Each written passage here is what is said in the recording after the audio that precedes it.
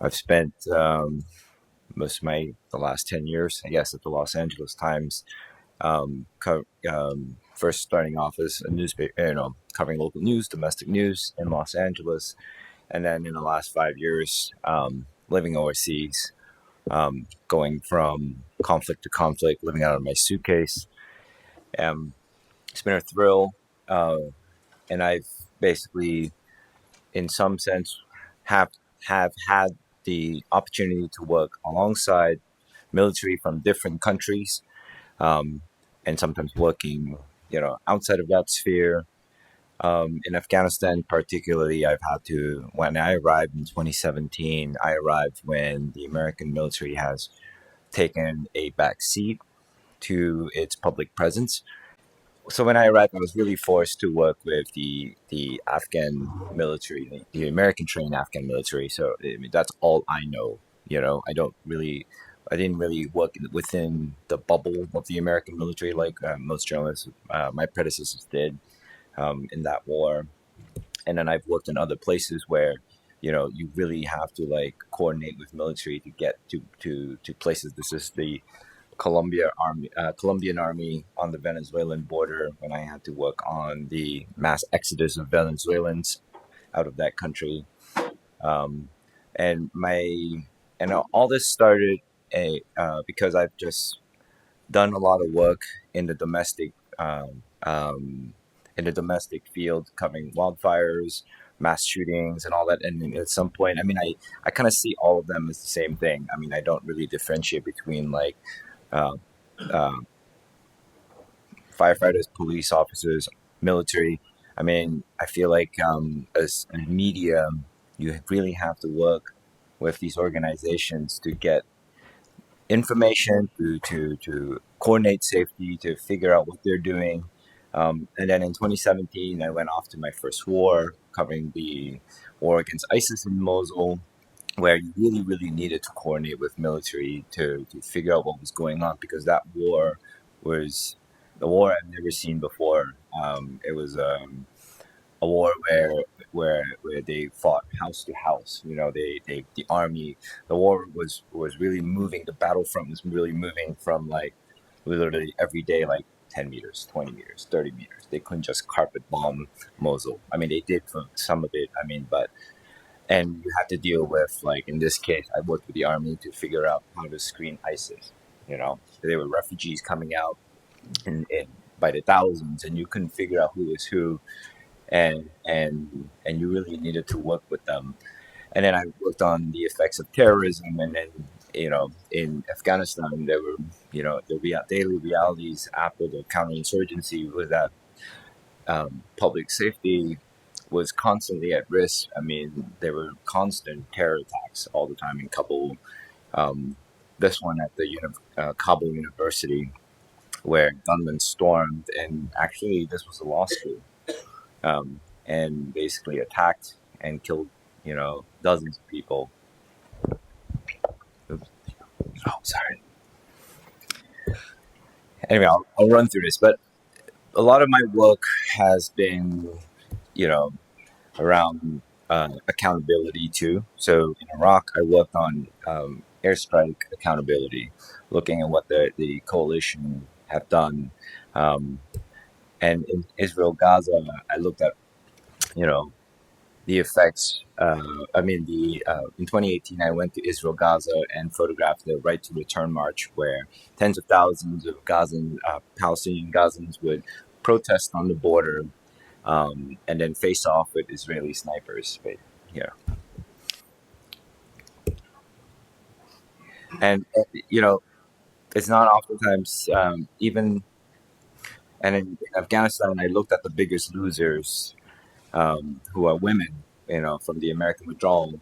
And I came across one policewoman, Lita, a 27-year-old who went into hiding, and basically spoke, um, of of what her life would be like. And the reason why we cannot show her face, her true identity, was because she was badly injured in a roadside bomb attack in the line of duty, and because of her injuries, she's very identifiable. And, you work alongside I've met a lot of soldiers along the way. So it's interesting because I've mostly worked with military outside the U.S. military. and and I have to say, like, it saddens me all the time because I would see and meet soldiers in the line of my work, and I know deep down inside I may never ever see them again. These two gentlemen here I met and were killed 2 months after I met them in Afghanistan. And sometimes you meet soldiers outside the battlefield. I met um, Sher Aghan Safi here, who's a refugee in the United States, and he arrived on August 31st, the day of the American withdrawal out of Afghanistan, and he lives in Des Moines now. And here's the interesting part: he's a well-known commander in Helmand Province, and he's like feared by the Taliban. He commands like hundreds of soldiers, and you would never know this meeting him. And he's basically now living his life, a quiet life out there, volunteering services, helping fellow Afghans navigate the legal processes of seeking asylum. And okay, I'll take you back 14 years ago, about 2010, when I first started my career. I Afghanistan came into my life in a very surreal way. I worked on a story on a single father, first class Sergeant Brian Ish, and his two sons, and what it means to be a single father being deployed. And I basically watched, I entered this scene very suddenly and watched him get shipped off and watch his sons, hung out with them, tried to understand what the war meant to them, what the fact that their father was deployed over in Afghanistan meant to them. And I was very young, very naive, and also I got along with them, and they were such wonderful children, and were so articulate. And I watched, Joey retreat, Isaac, the older one, grow into his own, wanting to be a soldier like his father. And then at some point during the reporting, Brian came back for R&R, and I got to spend more time with his family, and they were like the cutest family ever. They were inseparable. They were like, like three little stooges running around, and even went to like, watch them. They go to bed together. Like, it was the cutest thing. So it was one of the stories that really moved me. It was one of my first forays into what this military life was like. And this story was done in part of a year-long series called "The Year at War" with the New York Times. And I arrived as an intern, and I started as an intern, and then became continued on as a freelancer, and worked on this story. I would cycle through this because I really want to show you hold on a second. He said that he might come back different. Like no legs, like no arm and stuff. Okay, hold this right here. I need to kick off there. Hold it right there. I think about it like 10 or more times a day, like worrying about it. I'm thinking like, please bring him back safe, and just worrying about him. I only cried once at school. I usually cry at night.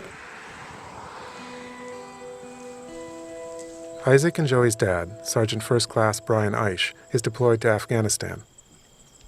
Their mom's not in their lives. After she and Brian got divorced, the courts took away her right to see them. So for a year, while their dad's at war, the boys are living with their uncle, aunt, and 3 cousins in central Wisconsin.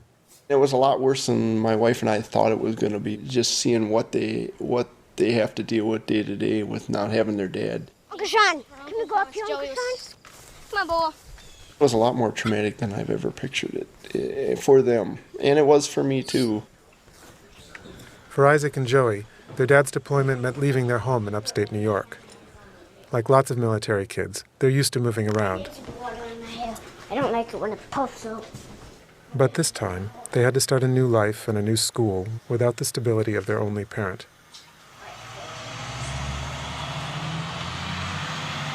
It was kind of hard to move because I had to get all new friends. It was hard making friends. Having science third hour tomorrow. So When I go to school, I don't try to get too attached to my friends because I move around a lot, and because when I leave, it's like hard. The deployment has been especially hard on Joey. Last school year, he got into some serious fights. One was so bad, the school called the police and suspended him. We've had other children whose parents have been deployed, but the difference is that Joey was deployed too, from his home in New York, and had to come to an entirely different environment. At the beginning of this whole school thing, it wasn't so good. He had some anger pent up. He felt his dad was leaving him. We had long talks about, your dad has a job to do, and Joey had a hard time understanding that. And he took some of that anger out on other kids. All right, up on the table and get it finished so that... Can I get it on this table?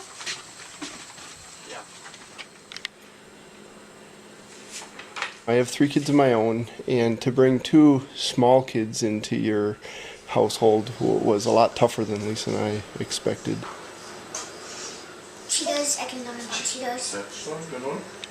A lot more energy around the house, and just getting them to sports is a lot rougher, and they take a lot of your time. I try to think about other things than my dad being gone, because it's a lot easier. I know that he's doing his job, and I really like that he's over there, but what I don't like is that I don't get to see him in person.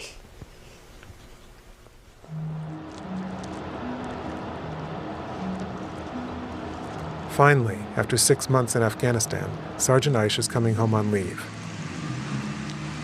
He'll be back for 2 weeks.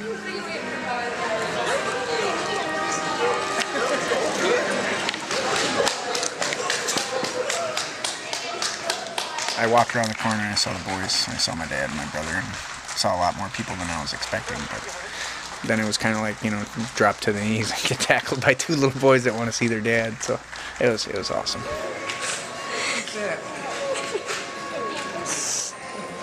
When my dad left, I thought I didn't want him to go because just in case he got shot. Did you miss me? I missed you. Now I know he's going to make it through because he's already over halfway through.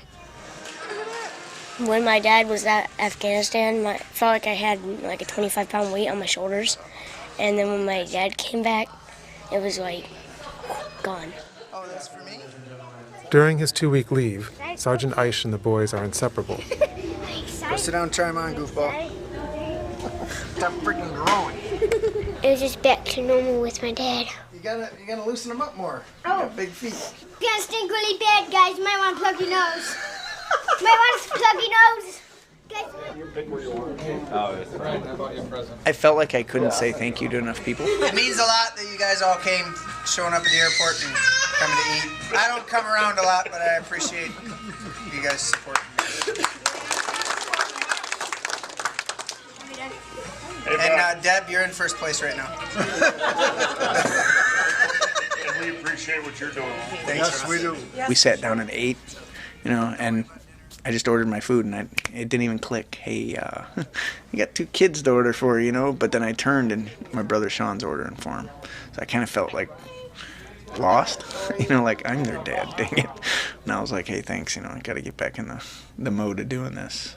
All right. Hey, you guys can get whatever haircut you want. High and tight, buzzed on the back and sides, and a little short on the front. They both want high and tights because Dad's home. Dad. Like his on the sides. Do you want to go to no guard? Do you have a no guard then? They want to spend time with me. Lots. They're really clingy.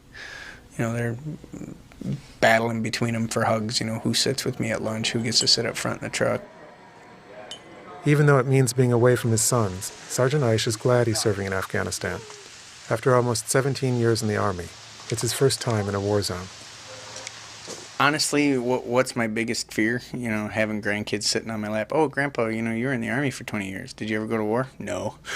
But I didn't want to go to Afghanistan just to say I went to Afghanistan either. It's kind of like I've been training for my job for 17 years. When am I going to get a chance to actually do my job?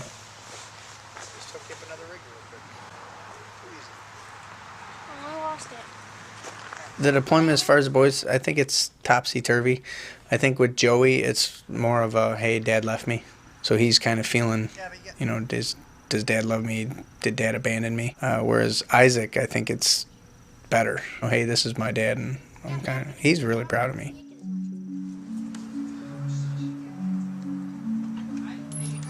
Here we are. I leave tomorrow, and it's like, whoa, did I do everything I wanted to do? Did I spend enough time with my kids? I'm gauging all the room I got. Make sure I got enough room. When I first got to Afghanistan, what do you look forward to? You look forward to leave. You look forward to going home on leave, seeing your kids. Well, now I got to look forward to the end. It's like starting over.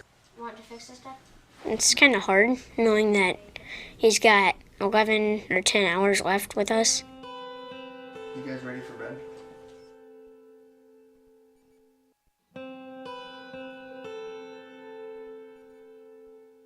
I've been prepping the boys all week. Come on, you got to be tough. It's almost over.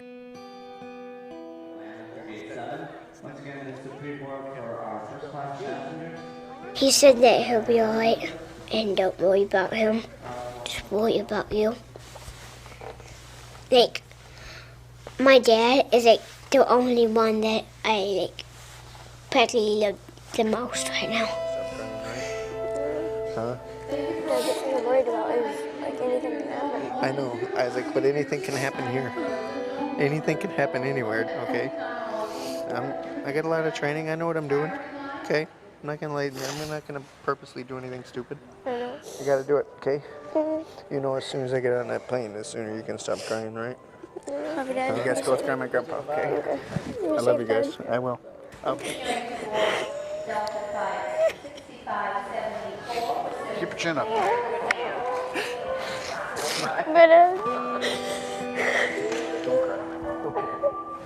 I question myself every day if I'm doing the right thing for my kids. Am I raising them right? I'm trying to, do my duty to my country and deploy, and do what Uncle Sam asks me to do. But, what's everybody asking my boys to do? What are they supposed to do?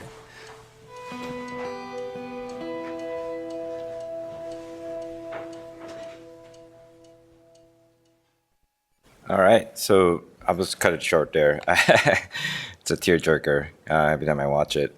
But anyways, during the course of that story, Brian got shot and wounded in Afghanistan, and we basically continued our reporting and followed his life. And then that's when the piece came out about, the impact of war, the impact of suffering and injury while on duty, and really just the lives of these two boys, coping. So the gist of my work hasn't really been so much the bang bang, and I've always tried to look at the effects on civilians and even the families of the military, and that's really how I started my career and all that.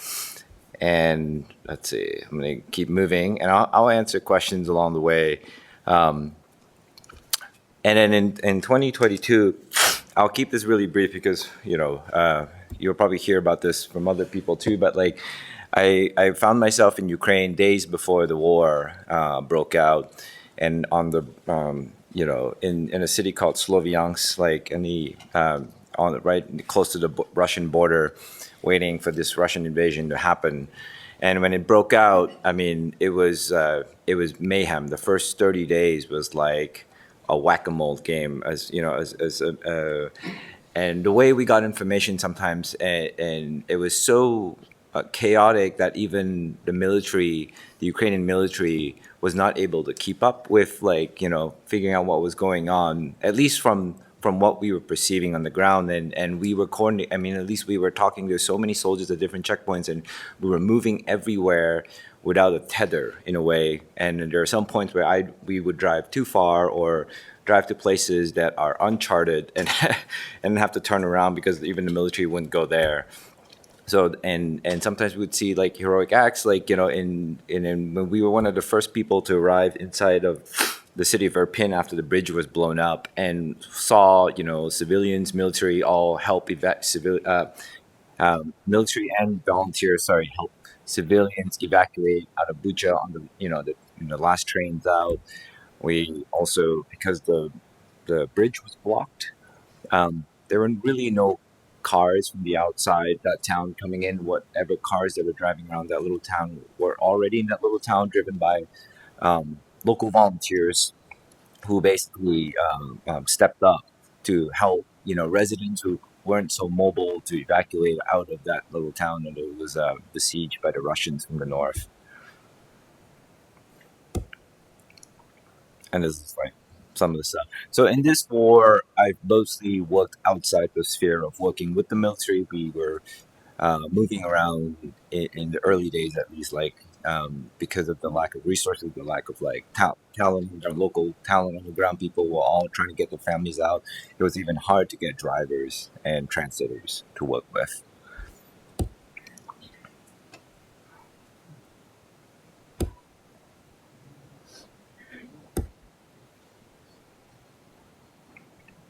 And when we would come upon the Ukrainian military, oftentimes like we relied on them for explanations to what happened, and because this war is so unique, there was very little we could do to talk to Russian soldiers. Obviously, we couldn't like sometimes like get their side of the story, like this one tank battle here, where uh, and a bunch of Russian vehicles were basically obliterated by Ukrainian tanks, and we could only get the Ukrainian side of the story based on what the soldiers there saw and did and told us.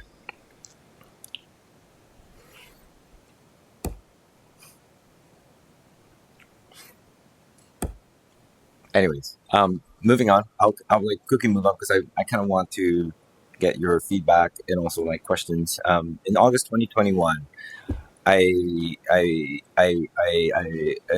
well, right before August 2021, we all saw reports that, district after district was falling to the Taliban. And I went and pressed my editors, like, we have to go in to Afghanistan. The country will fall. And based on, my conversations with local sources on the ground, and they all convinced me to come in now because it may be too late. And I landed in country August 14th. I flew in on an Emirates flight with there maybe a dozen people on that day. Like it was one of the last flights into the country. And when I landed, I immediately hit the ground, spoke to a few soldiers that I already know to figure out where the refugee camps were. Went there, did a whole story about how people who were fleeing, the Taliban's advance were streaming into Kabul to seek shelter, and they were like setting up like IDP camps in the middle of the city. And on August 15th, I woke up. It was pandemonium. It was like chaos. That's when the president fled the country. Everybody was trying to figure out what was going on. My driver gave me a call that morning, like basically said to me he no longer can work and has to flee the country himself. And I was left without, transportation. And I remember getting into a yellow cab that day, telling the driver, like, take me to the center of town. Let me figure out what's going on. And then throughout that day, I just kind of maneuvered and tried to talk to people as best I can without my driver, who was also my translator, and found some Samaritans who spoke English to help me out. And I saw Afghan soldiers, American trained Afghan soldiers, turn, take off their uniforms for the last time, hang it up, and walk out of their postings in civilian uniforms. And this moment was unique because it's special to me because I remember coming up as a journalist and reading about Vietnam and the Vietnam War and the fall of Saigon, and when this day happened, I was just like astounded, like it was the echoes of Vietnam was coming back, and watching the American military slowly withdraw. It just me and my editor came together and talked about like, what does this mean? How do we cover this? And one of the things we decided to do was, while everybody was covering and focusing on the victors who were the Taliban, we decided to look at this historic moment through the lens of everyday Afghans. What does this mean for them? Because they are the biggest losers after all. America spent 20 years, first nation building and all that. and all that disappeared overnight. And in the days after August 15th, it was pandemonium outside the Kabul airport. It was chaos. Tens of thousands of Afghans mobbed the airport, desperate for a place on these evacuation flights out of Afghanistan. We all watched it on TV. I mean, it was they had to go through daily gauntlet at checkpoints, facing lots of armed Taliban guards. Um, they were constantly, pushed back. I mean, the Taliban would do crowd control by whipping, with sticks, whips, rifle butts, truncheons, anything. They would shoot in the air and sometimes into the crowds. And on, the second or third day after the country fell, I found myself out at the airport where a woman with her children in the was the unfortunate recipient of the live fire, and they were dragged across the highway towards me, and I started photographing them, and they were put in a taxi and they're driven off. And I spent the ensuing days mostly like trying to document as much as possible because I didn't know what to expect. I didn't know how long I had in this country. When my editors would pull out. My editors tried pulling me out, and I really, really had to like convince them to let me stay. And the only way I felt like they were going to let me stay was if I gave them a solid plan. So I worked with I gave them three like fail-safe options. Like if we didn't know what the Taliban would do to Westerners, we really didn't. I and I reasoned to them because I was alone the first week in the country. My the writer that I usually work with was stuck outside of Afghanistan because the airports were closed. I basically came up with like an evacuation plan. I had somebody to smuggle me across the border. Out of there, I had paid somebody to be on standby. Like if all everything goes to shit, just put me in your car in the trunk, like drive towards the border, or and even secured through the Pakistani, military, a seat on their armed convoy out of Afghanistan in case something happened, and also through the military, a spot on one of these evacuation flights. So I gave them these are my options, and they were like, okay, at least you have an exfil, we'll let you stay. So I spent a lot of time moving around in civilian, in local attire, I would say, and kind of blending in. I don't really identify as a photographer when I'm out in the field. I carry a little sling bag, and my camera's constantly hidden. And I usually would pull out my camera, take a snap, put back in, move on. Nobody would really see me do anything, and I would just try to do it as on the down low as possible. And at some point in the middle of this chaos came the deadly attack on the Kabul airport. We all remember that when about at least 13 U.S. Service members were killed and more than 200 people wounded. And it really, the attacks, the Islamic State has taken responsibility for it, and the attacks complicated the already nightmarish airlift situation right before the U.S. deadline to remove its troops from Afghanistan.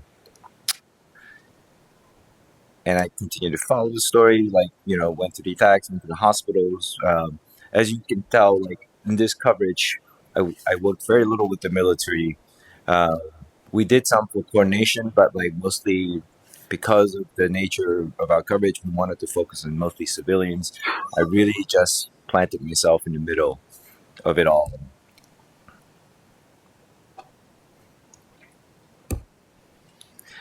Obviously, we had to now work with the new government. We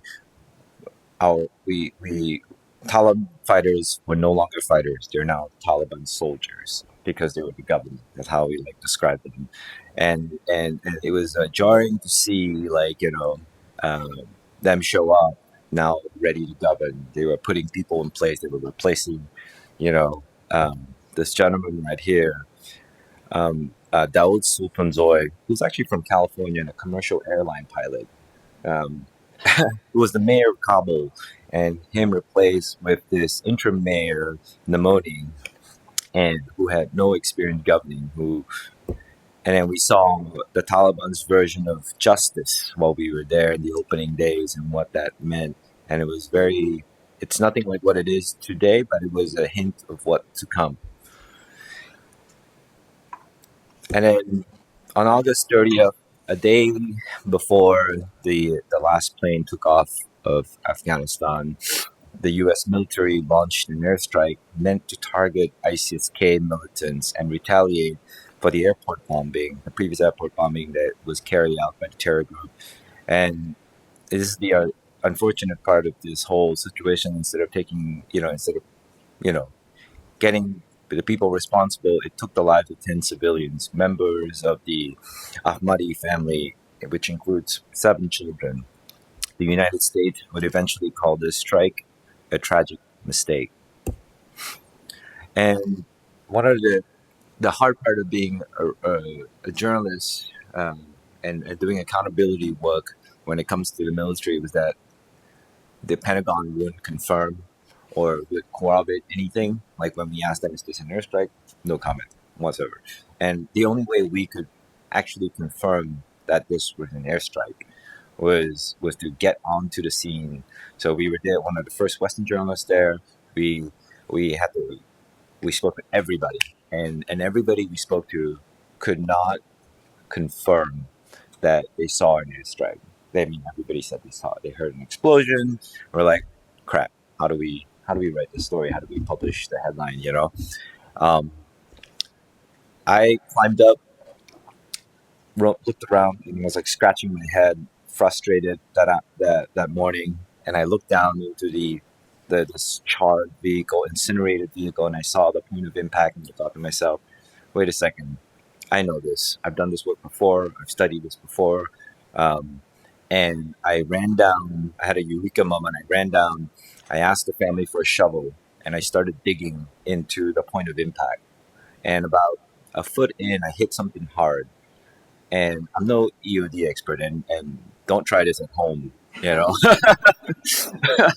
But it was just like in a frenzy to like figure out how to prove this. And when I dug this hard object out, it was of several hard objects, and I pulled out these parts photographed here with serial numbers on it, and it turned out to be a pneumatic accelerator part for a U.S. Hellfire missile.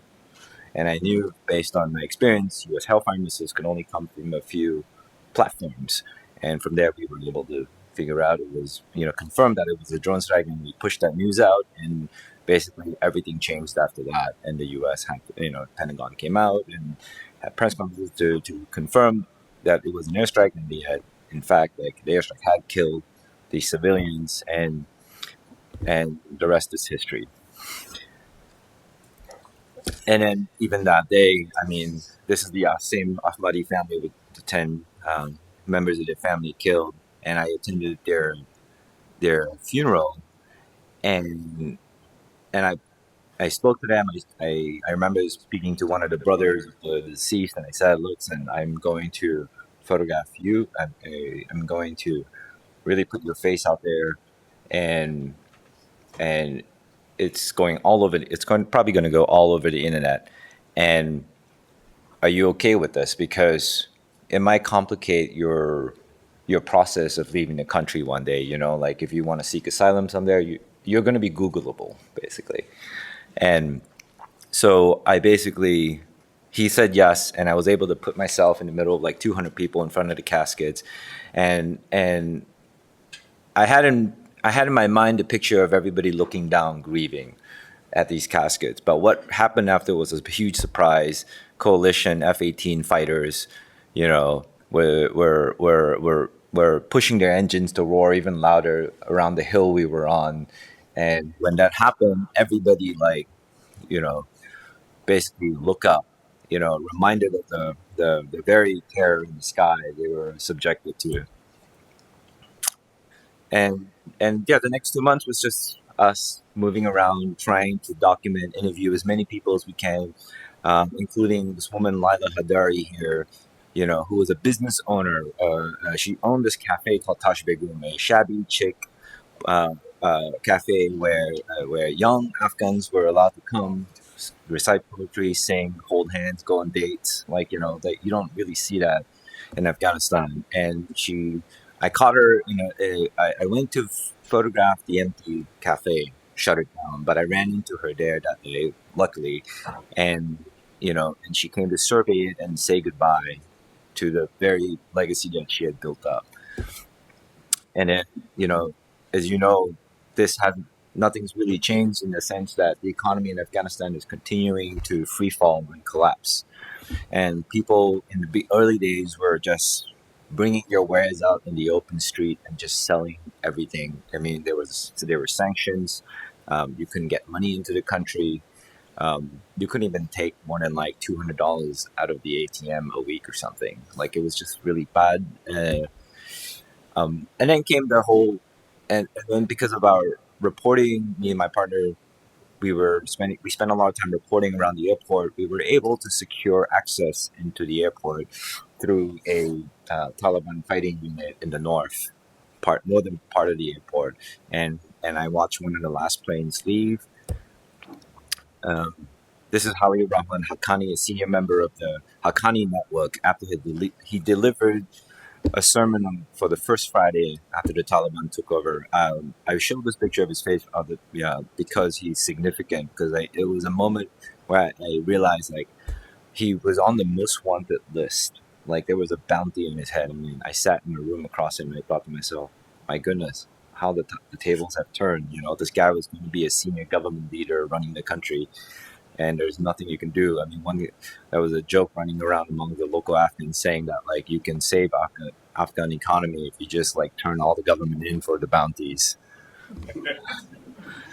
And when the like about an hour after the last American transport plane flew off from the Kabul airport, me and my reporting partner Nabi Bulos, like ran after these the Fateh Zawak unit, and as they were the first ones to storm the Kabul airport. Basically, we ran in with them. I think we were the only Western journalists that night in the airport with the Taliban as they like ran through the whole place looking with hopes of finding like treasures or weapons that the Americans had left behind. Like this, they secured the airport, and it was quite a moment. And then the next month or so, I continued to report and also came on this sad story where I photographed these two journalists who had been detained and tortured by the Taliban. And for doing their jobs, they were photographing and filming a rally advocating for women's rights. And they were just pulled in, detained, beat up. And this picture basically for me symbolizes what was to come. This was Islamic Emirate 2.0, basically. And most recently, 6 months ago, I was dispatched to Israel. When October 7th happened, I was sitting in Mexico working on a story about vanilla production. And when I got the call, and then my editor's like, "You have 24 hours to get to Israel," and I was like, "Off we go." I mean, here we go. And when these things happen, I mean, as much as we can do. I mean, the Israeli military had their hands full. They couldn't really do much.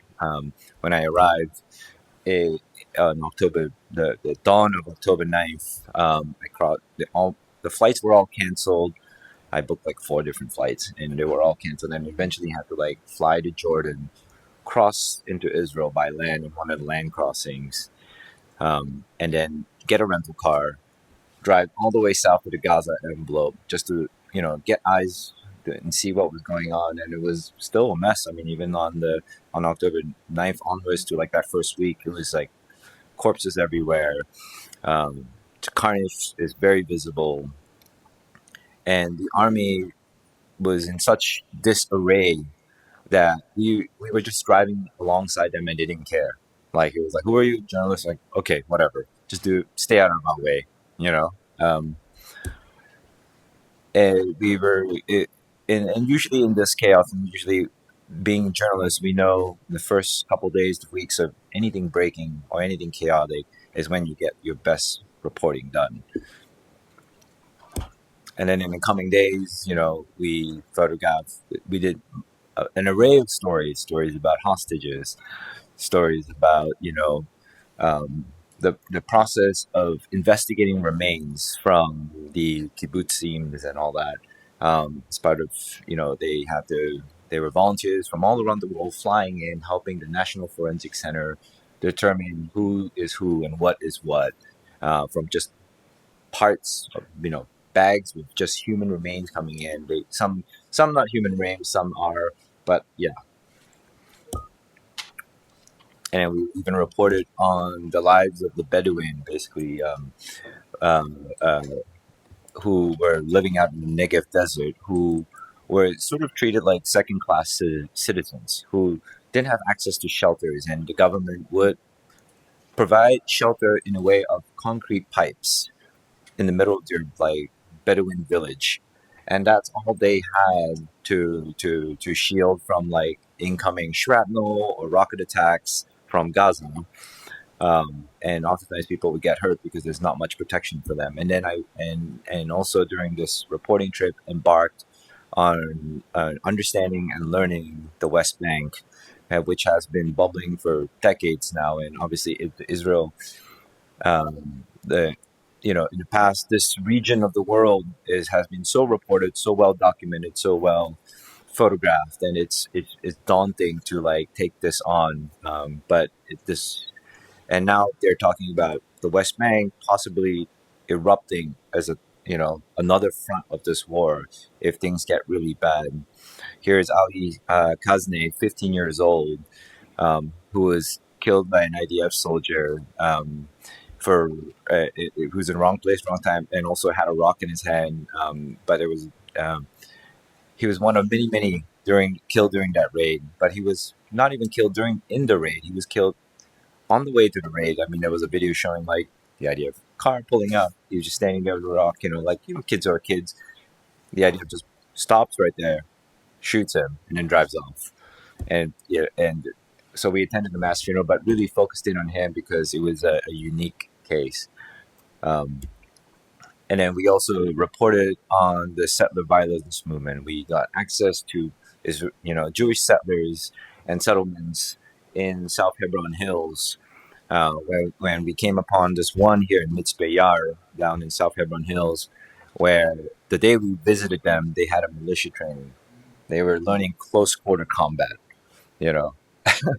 And I was like a little shocked because I was like, what do you need close quarter combat training for? And they were like, to defend our homes.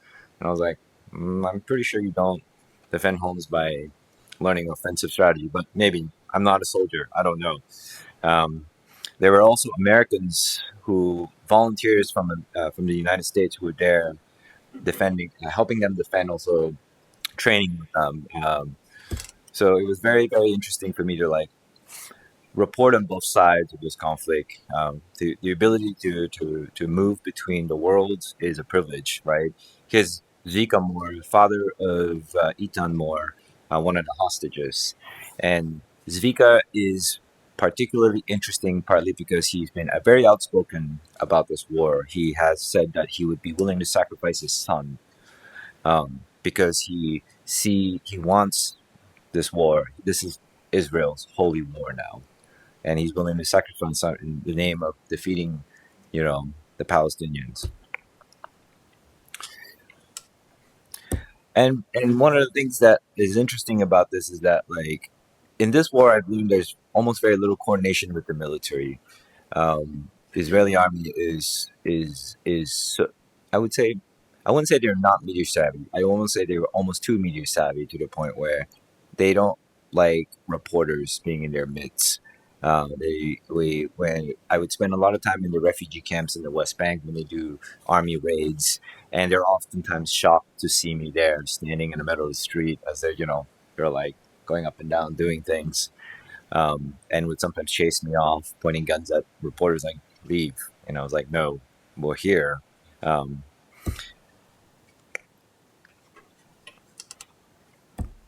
And we saw obviously the effects of the army raid. I mean, for the first time in many, many years, we've never seen this before, but the Israeli army would use airstrikes in the West Bank. I mean, it's been done before, but it hasn't been done for a long, long time. But in this war, we saw a resurgence of it. Um, and yeah, like I said, this is the war where I felt like there was almost very little coordination with the military, where I basically moved around like a in plain clothes like civilian, and relied on the goodwill of the Red Cross to give me information. So I basically clung on to the Red Cross and like asked them for information half the time because nobody would tell me anything. These are some of the mass funerals up in Jenin refugee camp in the West Bank. Some of the different fighting groups, men who identify with different groups in where's this Tulkarm. And part of this like interesting thing about covering this conflict was I got to see what the strategy was. It wasn't just raiding to target and eliminate uh, certain uh, uh, high value targets and all that, but it was also the Israeli army was going in and destroying infrastructure. And we spent a couple of weeks in the West Bank in this one little refugee camp documenting their efforts to just destroy roads, destroy water plumbing, everything, just to make life difficult. And then also in the West Bank, one of the major stories that we followed was the uh, uh, uh, active effort to displace Palestinians out of their village. Settlers would come in, issue threats, tell them to leave. And so Palestinians would sleep outside. They would take turns to watch out for incoming settlers in the middle of the night so they could warn the rest of their village, like, to wake up, like everybody, hands on deck. So we'd spend nights with them as, they stay on guard. And then we also would go to villages where Palestinians would give up, like literally, like enough is enough. We're done with this violence, and with like with this one village, Karbet Zanuta, 250 people packed up and just left their homes. And sometimes it's not always rosy. I mean, one of the more unfortunate stories I just did recently was a story about Amro Najah, this 10-year-old boy who was shot directly in the head during an army raid. He was in the car with his dad running errands. His dad was a local tradesman in town, and they were he was bringing his two little boys with him, and was caught in the middle of the raid. Didn't know what to do. Came upon the army, and then a bullet shot rang out, and next thing you know, his son next to him was dead. And we had to like carefully report this story. And this is the one of the few times where like we pushed the army for information, and it took them a couple of days, but they were able to confirm that they had, after all, in fact, shot the boy.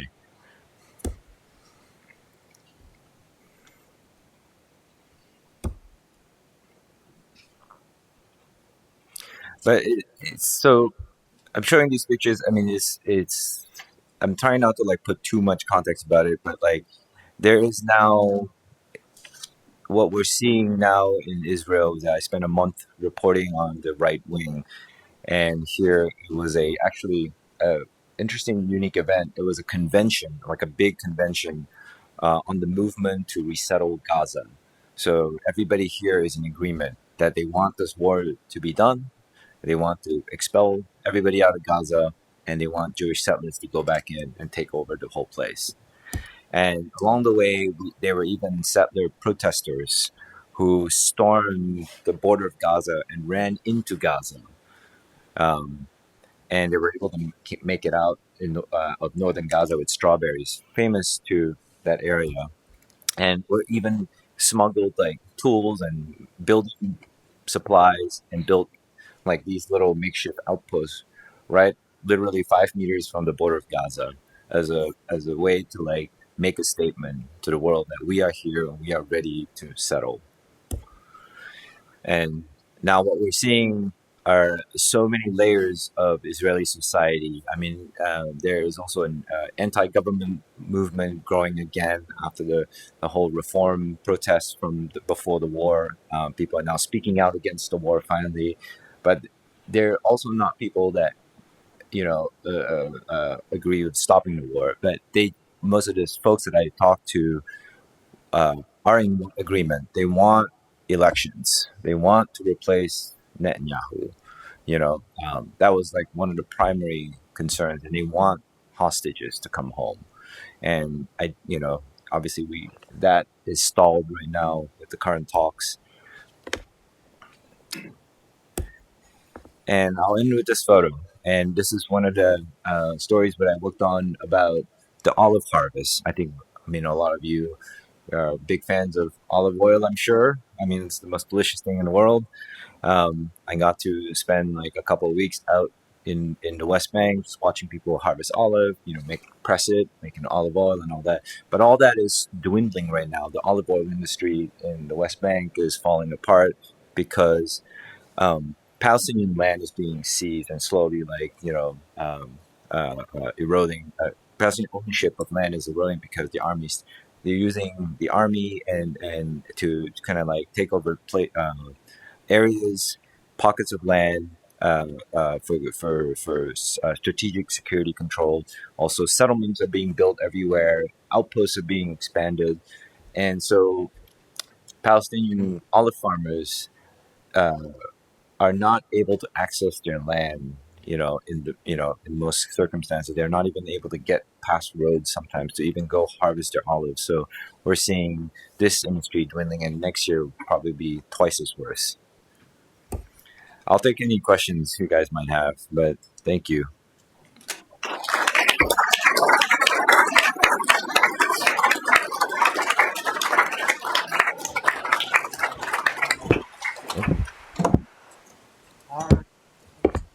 Does anybody have any questions? Austin. Marcus, what is something that you would have liked to have told your younger self before going into conflict zones? Like some advice you would have liked to have given yourself like 10, 15 years ago before entering into these situations?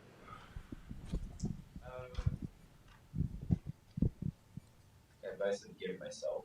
Really, take better care of myself, honestly. I mean, that's the only advice I'd give myself. I don't really do a good job taking care of myself right now. Is I mean, indicative of most people doing this work, journalists, civilians, armed service members alike. I mean, if you've seen conflict, it's we are not oftentimes the best at taking care of myself. And only recently, in the last um, couple years, have I like not reduced the level of paranoia in my life. Like even like somebody mentioned to me like, "Oh, you have your back against the door," which it was funny because I was like, "Yeah, usually I don't have my back against the door, but only in the last couple of years I've like eased up and like not been so paranoid." But I'm sure I don't know about if there are people in this room who I've never been a soldier, so I've never had held weapons, but I oftentimes find myself in places where God, I ask myself, why am I in this situation without a weapon? um, but we are through. I mean, as we go, it's a joke. I mean, it's not really a real thought, but like our ethos is clear. We are here to report information. We're here to tell the story, and I'm trying to do the work in line with understanding the effects of conflict and war through, certain lenses like civilians, the struggle and what it means, and the aftermath of that. And not so much the, what do you call it, the bang bang.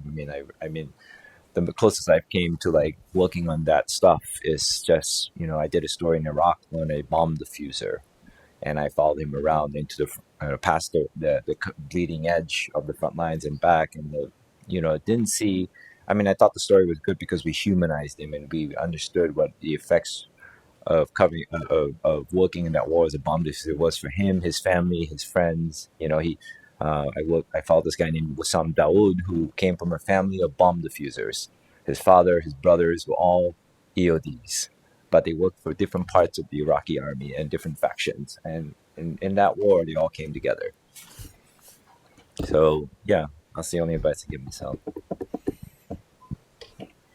Yep. Okay. Excuse me, Nate.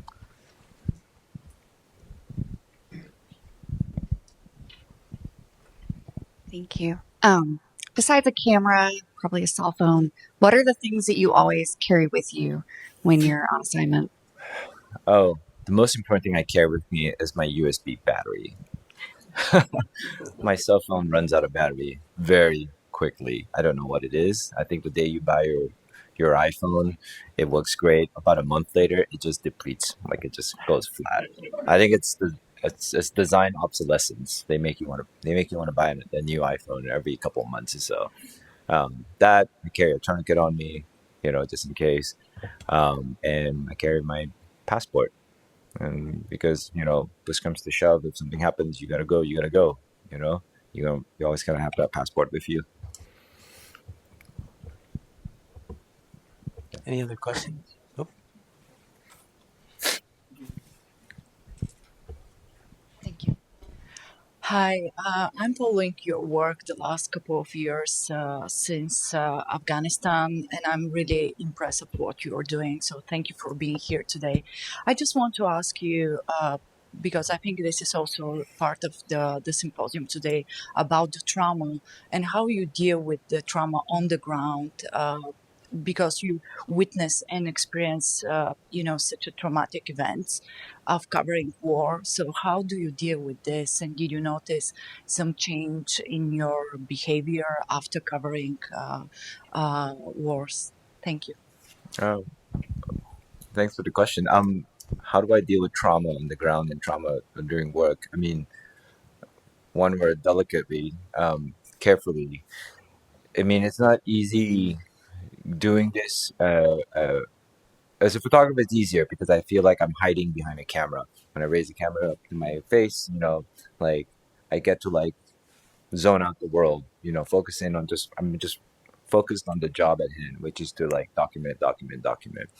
Obviously, you think about it's more complex now. I recently, I in the last couple of years, I've like reflected on like the ways I do work, the ways I like approach people. Sometimes I look back at like the Ahmadi family in Afghanistan when I left them for the last time. I thought to myself, could I have done that better? Could I have spoke to them in a different way? Because it's so tragic losing so many people in your family all at once. Um, in an event that you had no control over, and this is where like you take measures. You take measures. I recently completed a fellowship at the Dart Center at Columbia University on like to understand how to reduce harm when you're reporting in the field. Um, so those are the ways I'm doing it, and then also in terms of like self care, it's it's still a work in progress. I oftentimes have to like what's the word? Just give time to myself, like to kind of become myself again. When I come back after a long assignment or after a traumatic event, I'm usually not myself, and I can recognize that now, but I didn't back then. And I'm sure that's the same with anybody who's been in any traumatic situation, whether or not be soldiers or civilians or whatsoever. But you need like time to like do regular things, and that's what works for me. It's just like if it means like going on hikes, cooking, reading, just like sitting down, sitting still, and just like paying attention to what's happening in your neural pathways, not just your body, like how is your mind operating, and why are you constantly shaking your foot, or why are you fidgeting, why are you stress eating, like all these little things, like it's your body's way, your neural system's way, your neurological way of like coping. Yeah. Anybody else? Oop. Do we have Elizabeth? Oh. So a lot of your photos, like you can sense like an air of like hope and perseverance in them. And I guess, I don't know if that's just like an assumption or not, but like if that is something that you is that something you look for? Is that something you hold on to when like in these situations? And if so, like how? Uh, I think it's not that I look for hope. What I try to look for, I mean, I have a lot of photographs, and I like, I choose to show what I choose to show, right? And I obviously photos that are not so hopeful, and I think the reason why edit the way I do, I choose the photos the way I do, is because I oftentimes look for the dignity of people when I photograph them. I think it's one of the more important things I really like hold on to, because I oftentimes remind myself, if this was me, and if I'm in this really situation where I'm bereaved or at a loss, how would I want to be depicted by a stranger, right? And as an outsider coming in, I'm the definition of a parachute journalist. Like, I'm inserting myself in most situations that are not,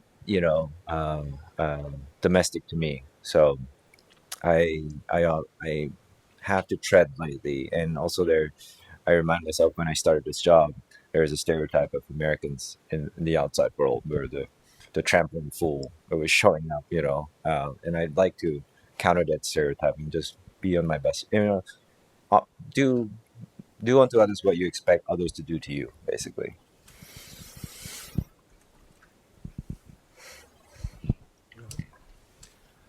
So I'm going to ask you a lawyer question because we have Okay. lawyers here. Have you been in situations where your work, when it's been requested that you turn over your work to investigators for war crimes and you're documenting all kinds of atrocities? Has that occurred during your Yeah, career? that actually has happened. It's a weird.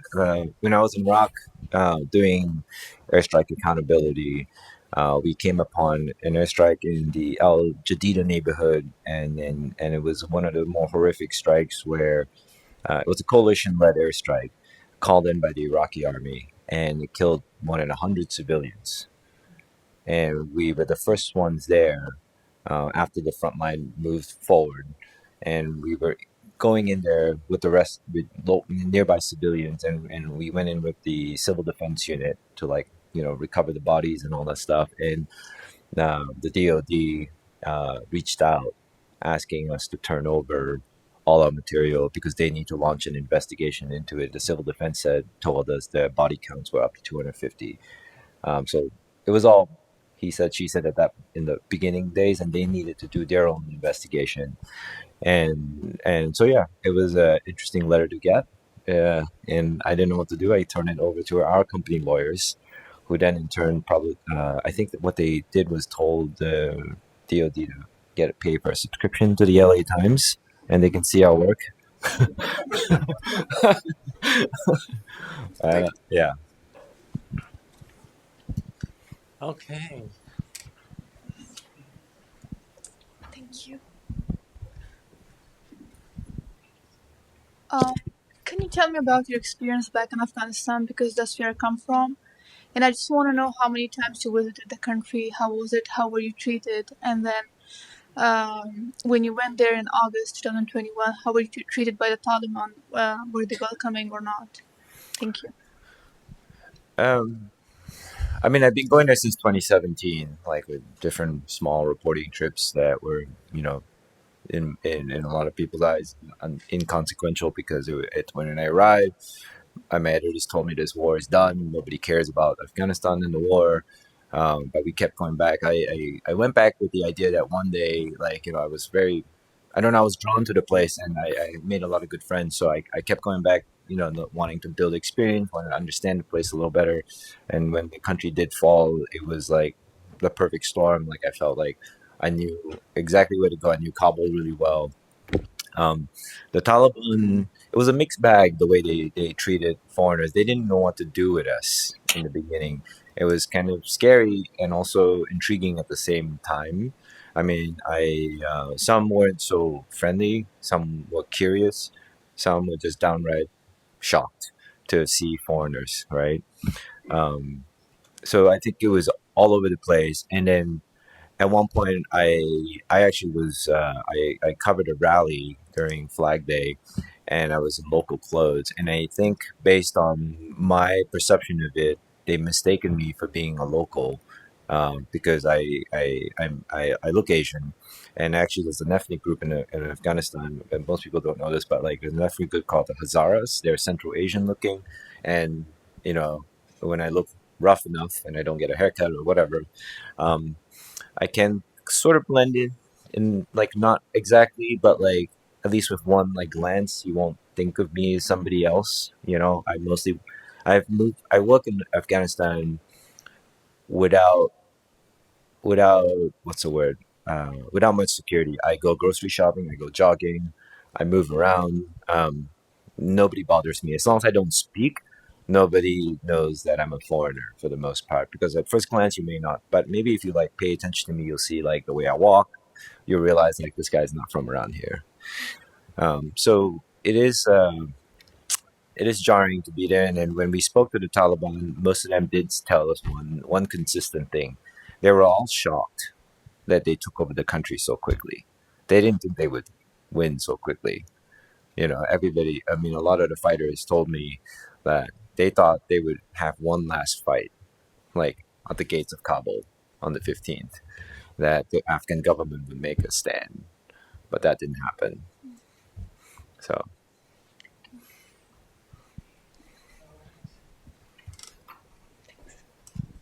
All right. One last question? Yep. Kelly?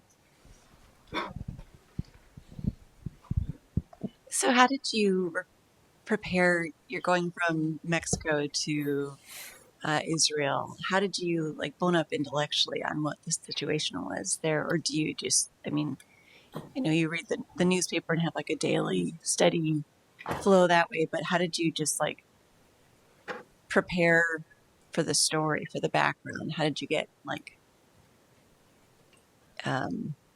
how did you study the situation before you got there if you only had a day to prepare, or did you? I mean, honestly, like, fortunately, this is where making previous trips helps. I mean, I've worked in Israel, I've worked in Gaza before, so at least I have a very, very rudimentary understanding of like the Palestinian territories and, you know, the reporting that's been done there previous to me and like, prior to me and like, in not just in our institution, but in other, I've read about it for a while. But this was different because I've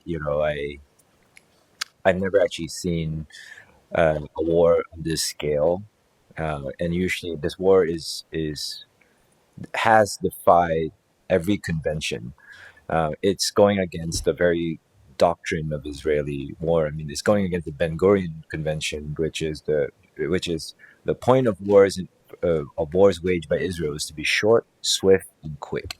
That's what they're supposed to do. They're never supposed to have a prolonged war because Israel, its forefathers, during the creation of Israel, that has decided that Israel cannot sustain a prolonged war with its neighbors. So wars are supposed to be short. So this is something else I've never seen before. The way I prepare for it is, like everybody else, read voraciously, and then there's the intellectual part, and then there's the physical like part where like I was in Mexico without my equipment, without anything. I had I had a few pair of shorts because I was in Mexico, and sandals. um, and I had to figure out how to get my even my PPE, all my stuff to Israel. I didn't have time to stop in New York because I would add another 24 hours to my journey. I might be stuck there at the airport, and so luckily for me, I had things stored around the world, and I was able to get my gear out of storage in the Middle East, Sherpa to Jordan, where I would intercept my gear and then bring it in. So hope that answers the question. Wow. Okay. All right. Well, thank you so much, Marcus. That was incredible. It really was.